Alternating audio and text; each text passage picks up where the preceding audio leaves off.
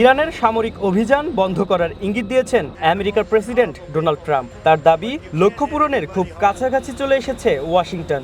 এই কারণে ইরানের যুদ্ধে সামরিক প্রচেষ্টা গুটিয়ে আনার বিষয়টি বিবেচনা করছেন তারা। শনিবার ট্রুথ সোশ্যালে ডোনাল্ড ট্রাম্প বার্তা দেন হরমুজ প্রণালীতে নিজেদের সুরক্ষায় বিভিন্ন দেশকে যুদ্ধজাহাজ পাঠানোর। এই পথ পারাপারে আমেরিকা প্রয়োজনে সাহায্য করবে বলেও জানান ট্রাম্প। আরও বলেন, ইরান তার বিমান, নৌ আর প্রতিরক্ষা ব্যবস্থা হারিয়েছে। আমেরিকা লক্ষ্যের কাছাকাছি। ভবিষ্যৎ হোক নিরাপদ, বিনিয়োগ হোক বিশ্বস্ত, আর আমার পছন্দ সল্ট বে। ওয়েলকাম টু সল্ট বে। ট্রাম্প আরও বলেন, আমেরিকা ছাড়া নেটো একটি কাগজে বাঘ। তারা পারমাণবিক শক্তিধর ইরানকে থামানোর লড়াইয়ে যোগ দিতে চায়নি। এমনকি নেটোকে কাপুরুষ বলেও মন্তব্য করেন তিনি। তবে যুদ্ধবিরতি যে শীঘ্রই শেষ হচ্ছে না তাও বুঝিয়ে দিয়েছেন ট্রাম্প।